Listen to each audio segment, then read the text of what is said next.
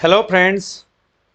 Carbon and it's compounds के lecture को continue करते हुए आज हम पढ़ेंगे। इसमें सबसे पहले बात करेंगे कंबसन की। कोई भी चीज़ हम जानते हैं कि ऑक्सीजन के प्रेजेंस में ही जलती है, तो यानी किसी चीज़ को जलने के लिए ऑक्सीजन का होना जरूरी है। इसी प्रकार कार्बन, अगर हम कार्बन को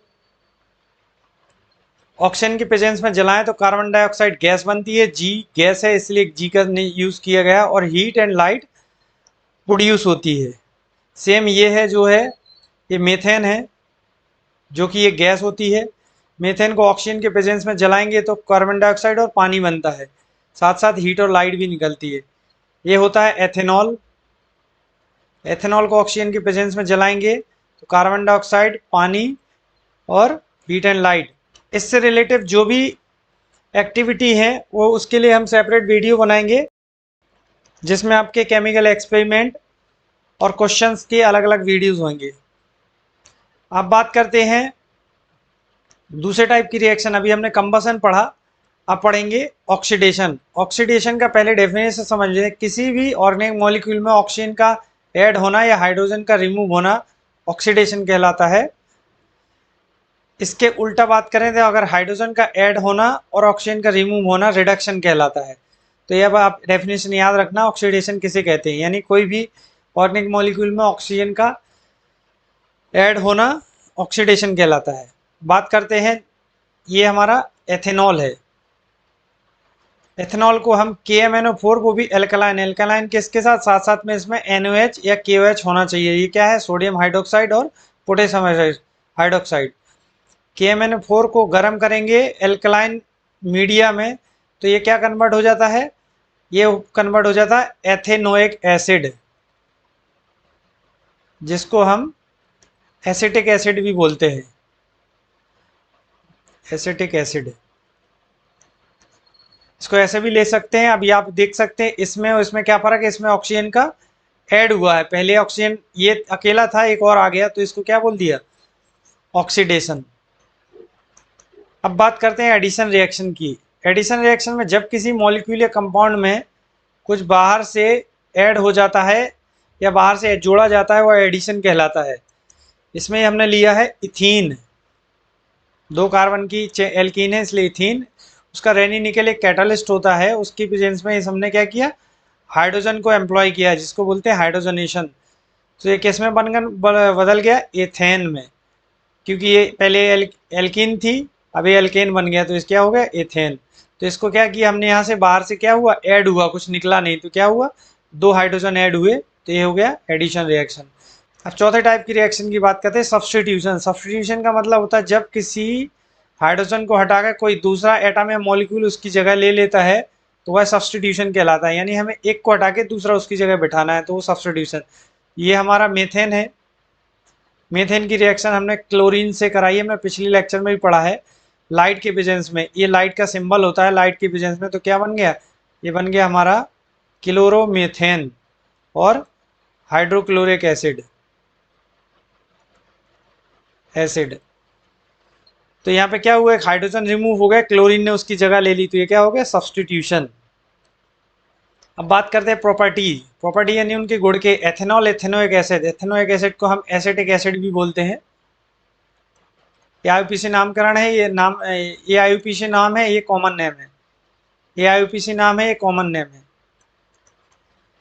पहले बात करेंगे एथेनॉल की। एथेनॉल की फिजिकल प्रॉपर्टी, ये एक कलरलेस लिक्विड होता है जिसका मेल्टिंग पॉइंट 156 केल्विन है। ये केल्विन है, इसको डिग्री सेंटीग्रेड में आप नेट पे देख के कर सकते हैं। और बॉइलिंग पॉइंट जिसका होता है 351 केल्विन। अब बात करते हैं इसकी केमिकल प्रॉपर्टी की। तो पहली केमिकल प्रॉपर्टी में स्टडी करेंगे reaction with sodium metal. Sodium metal के साथ ये एथेनॉल ने रिएक्शन की, तो क्या बन गया, सोडियम एथॉक्साइड, इसको बोलते हैं सोडियम एथॉक्साइड, और आधा मोल हाइड्रोजन गैस निकल गई, हाफ पार्ट हाइड्रोजन गैस। ये एरो क्या, गैस का होता है, गैस क्या हवा में ऊपर रहती है, इसके लिए एरो दिया है। दूसरी टाइप की रिएक्शन की बात करते हैं, एल्कीन का फॉर्मेशन। कभी भी एथेनॉल से एल्कीन कैसे बनाते हैं, तो क्या किया इन्होंने, एथेनॉल लिया, एथेनॉल का कंसंट्रेशन सल्फ्यूरिक एसिड की हाई कंसंट्रेशन इसमें हाईली प्योर हो, 98% के आसपास हो, तभी एथेनॉल को क्या होता था, डिहाइड्रेशन, मतलब इसमें से पानी निकल जाता था, ये किस में कन्वर्ट हो जाता है, एल्कीन में। तो ये क्या बन गया, इसको बोलते हैं इथीन, और ये पानी अलग हो गया। अब बात करते हैं एथेनोइक एसिड, जिसको हम एसिटिक एसिड भी बोलते हैं, उसकी फिजिकल प्रॉपर्टी की। तो ये एक कलरलेस लिक्विड होता है, इसको एथेनोइक एसिड भी बोलते हैं, ऑब्लिक एसिटिक एसिड भी बोलते हैं, एसिटिक एसिड। इसका मेल्टिंग पॉइंट होता है 290, ये MP4 मेल्टिंग पॉइंट 290 केल्विन, और बॉइलिंग पॉइंट होता है 391 केल्विन। बात करते हैं इसकी केमिकल प्रॉपर्टीज की। एक्चुअली क्या है, ये थ्योरेटिकल पार्ट है, इतना ज़्यादा कॉम्प्लिकेटेड नहीं है, इसलिए मैं थोड़ा फास्ट जा रहा हूँ। अब बात करते हैं केमिकल प्रॉपर्टीज की। सबसे पहले बात करेंगे एस्टरीफिकेशन की। एक्चुअली इसमें होता क्या है, इस तरह का एक ग्रुप रहता है, तो ये R1 R1 R2, तो R1 और R2 सेम भी हो सकते हैं, R1 R2 अलग भी हो सकते हैं। तो ये जो ग्रुप होता है इसको एस्टर ग्रुप बोलते हैं, COR, इतने ग्रुप को एस्टर ग्रुप बोलते हैं।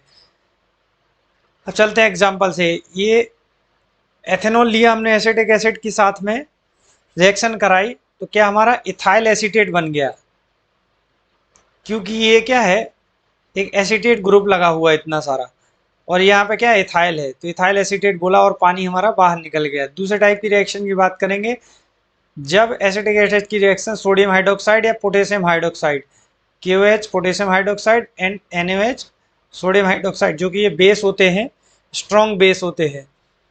बेस का मतलब होता है जिसकी pH 7 से अप हो। तो एसिटिक एसिड को सोडियम हाइड्रोक्साइड के साथ गर्म किया, तो ये बन गया हमारा सोडियम एसीटेट, और पानी अलग हो गया। अब बात करते हैं तीसरे टाइप की रिएक्शन की, रिएक्शन विद बाइकार्बोनेट और कार्बोनेट्स। तो एक हमने एसिटिक एसिड, जिसको एथेनोइक एसिड भी जाना जाए, उसको लिया है और सोडियम कार्बन के साथ गर्म किया।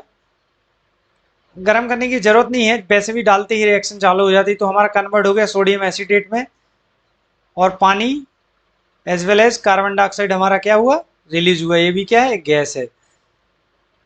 इसको सोडियम एसीटेट को हम ऐसे भी लिख सकते हैं, CH3COO और Na, ऐसे भी लिख सकते हैं। ये भी सोडियम एसीटेट है, एक्सपेंडेड फॉर्म। अब बात करते हैं बाइकार्बोनेट के साथ, इस सेम एथेनोइक एसिड बाइकार्बोनेट डाला, तो सोडियम एसीटेट फिर से बना, पानी और कार्बन डाइऑक्साइड हमारा क्या निकल गया।